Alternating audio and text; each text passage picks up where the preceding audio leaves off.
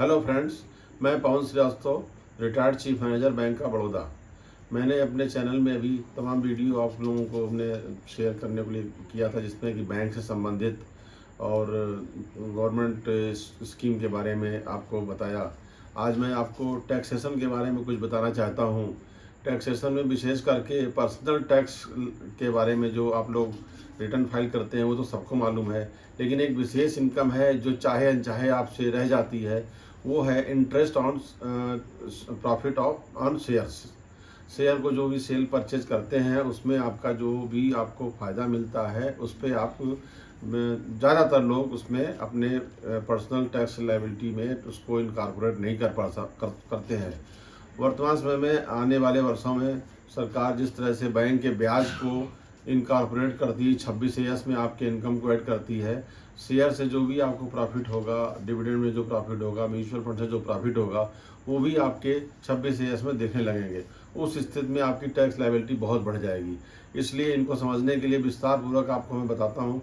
सबसे पहले तो आपका चार पांच तरह के आपके इनकम होती हैं। नंबर 1, आपने शेयर में इन्वेस्टमेंट किया है, उससे जो आप रेगुलर लाभांश मिलता है, जिसे डिविडेंड बोलते हैं, इनकम फ्रॉम डिविडेंड। दूसरा नंबर होता है आपका short term gain. Short term capital gain से तात्पर्य होता है कि एक साल के अंदर अगर आप कोई शेयर खरीदते हैं और उस शेयर को बेच देते हैं तो जो भी प्रॉफिट होता है वो शॉर्ट टर्म गेन होता है, और जो लॉस होता है वो शॉर्ट टर्म कैपिटल लॉस होता है।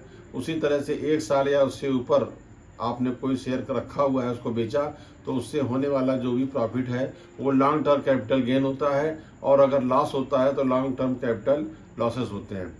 तो इसके बाद आप जो इंट्राडे में शेयर का ट्रेडिंग करते हैं, यानी कि इंट्राडे से मतलब उसी दिन खरीदा और बेचा, यानी कि आपके डीमैट अकाउंट में उसका रिफ्लेक्शन नहीं होता है, तो उस स्थिति में भी ये इस पर भी टैक्स लगता है। उसके बाद होता है फ्यूचर ऑप्शन। फ्यूचर ऑप्शन में होता है कि जब आपने भविष्य के लिए कोई शेयर खरीद फरोख्त करते हैं तो उसमें होने वाली इनकम भी, चूँकि वो फ्यूचर ऑप्शन होता है कि पर्टिकुलर डेट पे आपको शेयर को सेल या परचेज करते हैं, उससे जो भी प्रॉफिट होता है वो आपकी बिजनेस इनकम मानी जाती है। इसके साथ ही आपका जो म्यूचुअल फंड में, डेट फंड में लगाते हैं, उससे इनकम जो होती है वो भी आपकी इनकम होती है, आपकी बिजनेस इनकम होती है। दो चीज़ें हैं। पहली चीज़ ये है कि जो आप इन्वेस्टमेंट करते हैं उस पर जो भी आपको फ़ायदा मिलता है वो कैपिटल गेन टैक्स के परिधि में आता है, और जो आप अगर बिजनेस करते हैं, शेयर को खरीद फरोख्त में जो भी करते हैं, उससे होने वाली इनकम आपकी बिजनेस इनकम कहलाती है। डिविडेंड में आपको जो भी डिविडेंड साल में मिलता है किसी भी शेयर में अगर आपने लगाया है तो वो आपकी पर्सनल टैक्स में उसको इनकॉर्पोरेट करना चाहिए। उस पर मिलने वाला जो भी डिविडेंड होता है वो डिविडेंड आपको पिछले फाइनेंशियल ईयर 1 अप्रैल 20 से 31 मार्च 2021 तक जो भी डिविडेंड आपको मिलता है उस पर 7.5% TDS काट करके तब आपको नेट पेमेंट किया जाता है, और ये TDS आपके पैन पे ये डिस्प्ले करता है 26 ईयर्स में। और 1 अप्रैल 21 के ऑनवर्ड आपका जो TDS कटेगा वो 10%, ये आपके 26 ईयर्स में डिस्प्ले कर दिखेगा। लेकिन आप ये 5,000 के ऊपर अगर कोई आपको डिविडेंड एक कंपनी देती है तभी वो TDS काटती है। इसका मतलब बिल्कुल क्लियर कट है, आपको टोटल डिविडेंड जो 5,000 से ऊपर मिलता है उसी पर टैक्स कटता है। इसलिए आप अपने टैक्स को अगर 5,000 के नीचे हैं तो कंपनी TDS नहीं काटती, आपने पूरी इनकम में उसको ऐड करना चाहिए, और जो भी जिस भी स्लैब में आएंगे उसी हिसाब से आपको उस पर टैक्स देना पड़ेगा। अब दूसरे नंबर पे आते हैं शॉर्ट टर्म कैपिटल गेन और loss. Short term capital gain और लॉस का मतलब होता है कि एक साल के अंदर कोई भी शेयर आप खरीदते हैं और उसी साल के 1 साल के अंदर बेच देते हैं, तो उससे जो भी आपको प्रॉफिट या लॉस होता है वो शॉर्ट टर्म कैपिटल गेन और शॉर्ट टर्म कैपिटल लॉसेस के अंतर्गत आता है। शॉर्ट टर्म कैपिटल गेन के अंतर्गत आपको 15% टैक्स देना पड़ता है, 15% टैक्स देना पड़ता है। और अगर आपको उसी साल के अंदर आपने शेयर को जो भी आपने प्रॉफिट हुआ है उसमें से आपका शेयर ट्रांजैक्शन टैक्स के अलावा, जो भी चीज़ें होती हैं उसको उसमें से माइनस करके वो नेट इनकम आपकी होती है, उस पर ही आपको टैक्स देना होता है।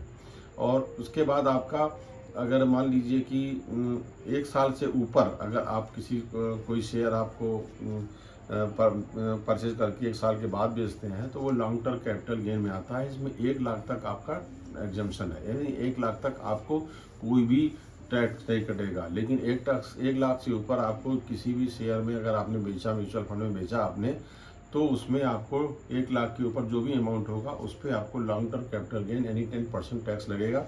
आपकी इस इनकम में शेयर टैक्स, ट्रांजैक्शन टैक्स के अलावा जो भी खर्चे होते हैं, ब्रोकरेज है, स्टैम्प खर्चे हैं, डिलीवरी चार्जेज हैं, वो सब माइनस करके आपकी नेट इनकम उस पर टैक्स लगेगा और वो 10% होता है। इसके बाद तीसरा आता है इंट्राडे। इंट्राडे का मतलब कि आप एक ही दिन के अंदर आप शेयर खरीदा और आपने बेचा।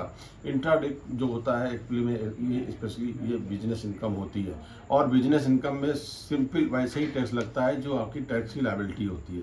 यानी आपने दिन भर में जो भी कमाया वो आपकी इनकम उस वित्तीय वर्ष में जोड़ी जाएगी। इस इनकम में से आपका माइनस सारे टैक्स में जो खर्चे लगते हैं, share tax, STT share tax, transaction tax और ब्रोकरेज या स्टैम्प चार्ज या डिलीवरी चार्जेज जो भी है वो माइनस करके जो नेट इनकम होगी वो आपकी इनकम उसमें से माइनस हो करके और उस पर आपको जिस भी स्लैब में आएंगे आप 5, 10, 15, 20 उस हिसाब से आपका टैक्स लगेगा।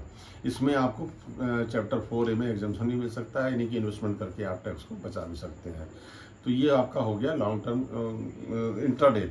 इंट्राडे के बाद आता है फ्यूचर ऑप्शन। फ्यूचर ऑप्शन भी एक प्रकार से बिजनेस की इनकम होती है। इसमें भी सिंपली आपका जो भी टैक्स की लायबिलिटी आती है, जो भी आपने इनकम किया है फ्यूचर ऑप्शन में, वो शेयर ट्रांजैक्शन टैक्स हो या कोई भी खर्चे हो उसको माइनस करके नेट जो इनकम होती है उस इनकम को आपके इनकम में जोड़ करके और जो भी टैक्स लायबिलिटी होती है जिस भी आप स्लैब में आते हैं 5, 10, 15 उसमें आपका टैक्स लग जाता है। और इसमें भी आपको जो है बेनिफिट ये है कि अगर आप इसमें अगर आपकी इनकम 2.5 लाख के नीचे है और आपने अगर कोई इस तरह का गेनिंग किया है तो उसमें जोड़ने के बाद हम देखते हैं कि आप किस स्लैब में आते हैं, उस हिसाब से आपका टैक्स कटेगा। तो इस तरह इंट्राडे को भी इनकम टैक्स बिजनेस इनकम मानता है। इंट्राडे के बाद और फ्यूचर ऑप्शन के बाद आता है लास्ट में डेट फंड। डेट फंड क्या होता है? म्यूचुअल फंड में बहुत से डेट फंड लगाते हैं और डेट फंड में जो कैपिटल गेन वाली बात है वो उसमें शॉर्ट टर्म कैपिटल गेन 3 साल के अंदर शॉर्ट टर्म कैपिटल गेन और 3 साल के ऊपर लॉन्ग टर्म कैपिटल गेन माना जाता है। 3 साल के अंदर शॉर्ट टर्म कैपिटल गेन में वैसे ही आपका लगता है 10% और 3 साल से ऊपर में आपका टैक्स का रेट होता है शॉर्ट टर्म में 15% और लॉन्ग टर्म में 10% लगता है। लेकिन इसमें एक ध्यान देने की बात यह है कि ये जितने भी आप इन्वेस्टमेंट करते हैं इसको बिजनेस नहीं माना जाता। यानी कि आप अगर आपकी जो टैक्स लेवलिटी आपको देना ही देना है। इसमें आप अगर कोई इन्वेस्टमेंट भी करते हैं किसी तरह का एग्जम्पशन आपको मिलने वाला नहीं है। इसलिए आप ध्यान रखिए कि आपको जो भी इस तरह की इनकम होती है उस इनकम को आपको दर्शाना पड़ेगा और अपने उसी तरह से टैक्स का कैलकुलेशन करना पड़ेगा। इसमें एक चीज़ ध्यान देने योग्य बात है कि अगर कोई भी आपने इंटरेस्ट पर लेकर के ब्याज पर लेकर के किसी टैक्स में शेयर में इन्वेस्टमेंट किया है और अगर आपको उस पर डिविडेंड मिलता है तो जो आपने जो ब्याज पे पैसा लिया है उसको जस्टिफाई करते हुए उस पर जो इंटरेस्ट चार्ज हुआ है उसका 20% और जो आपको डिविडेंड मिला है उस 20% से माइनस करके वो उसको भी खर्चे में शामिल किया जाता है। इसलिए आपको ये बहुत इंपॉर्टेंट है कि आप पर्सनल टैक्स में अपनी नॉर्मल इनकम को तो कैलकुलेट कर लेते हैं, लेकिन इनकम फ्रॉम शेयर्स और शेयर्स हो गया, डेट फंड हो गया, इस पे आपने ध्यान नहीं देते हैं। और लॉन्ग टर्म में कैपिटल गेन में 1 लाख के ऊपर आपको 1 लाख तक की छूट है। उसमें म्यूचुअल फंड और ये शेयर वगैरह सारी चीज़ें आती हैं, उसके ऊपर जो भी अमाउंट आता है उसमें भी टैक्स लगता है। उसमें किसी भी तरह की मेरे ख्याल से आप सब लोगों को ये क्लियर हो गया होगा। और इसी तरह से अपना इन्वेस्टमेंट पोर्टफोलियो देखेंगे और उसमें होने वाली इनकम को साल में कैलकुलेट करेंगे। कैलकुलेट करने के बाद ये सिर्फ आपका इनकम तभी मानी जाएगी जब आपने उसको बुक प्रॉफिट किया होगा। यानी कि लॉन्ग टर्म और शॉर्ट टर्म कैपिटल गेन के अंतर्गत मेन चीज़ ये है कि आपका जो भी इन्वेस्टमेंट है वो आपके डीमैट अकाउंट में शेयर का डेबिट और क्रेडिट दर्शाना चाहिए, जबकि फ्यूचर ऑप्शन और इंट्राडे में ऐसा नहीं होता है। इसलिए इनकम टैक्स में अगर ज़्यादातर आपने लेन देन उसमें किया है इंट्राडे और फ्यूचर ऑप्शन में, तो इनकम टैक्स उसको बिजनेस इनकम ही मानती है, उसको ये इन्वेस्टमेंट नहीं मानती है और उसमें आपको लॉन्ग टर्म कैपिटल गेन और शॉर्ट टर्म कैपिटल गेन का बेनिफिट नहीं मिलता है। इसलिए अगर आपको इन्वेस्टमेंट करना है लॉन्ग टर्म इन्वेस्टमेंट के लिए और शॉर्ट टर्म के लिए, तो उसके लिए आप अगर अलग अपना एक किसी परिवार के नाम से कर लीजिए। और आपको अगर बिजनेस करना है तो बिजनेस के लिए आप अपना कोई फर्म बना करके उसके हिसाब से बिजनेस कीजिए, ताकि आपको टैक्स का सही तरह से आकलन कर सकें, सही तरह से आप अपने जो भी टैक्स की लायबिलिटी उसको अदा करें। और टैक्स ज़रूर अदा करें, जो भी कमाते हैं उसमें से आपको टैक्स अदा करना है। किसी भी तरह का आपको अगर कोई क्वेरी हो तो हमारा जो ईमेल एड्रेस है pawan507003@yahoo.co.in पर आप अपनी क्वेरी भेज सकते हैं, हम आपको तत्काल उसका जवाब देंगे। इसके साथ ही हमारा फ़ोन नंबर नोट कर लीजिए 8787218066। इस पर कोई भी क्वेरी होगी SMS कीजिए, इसका रिप्लाई आपको मिलेगा। आपको आशा है कि आपको ये पसंद आया होगा। सब्सक्राइब कीजिए, लाइक कीजिए, शेयर कीजिए। धन्यवाद।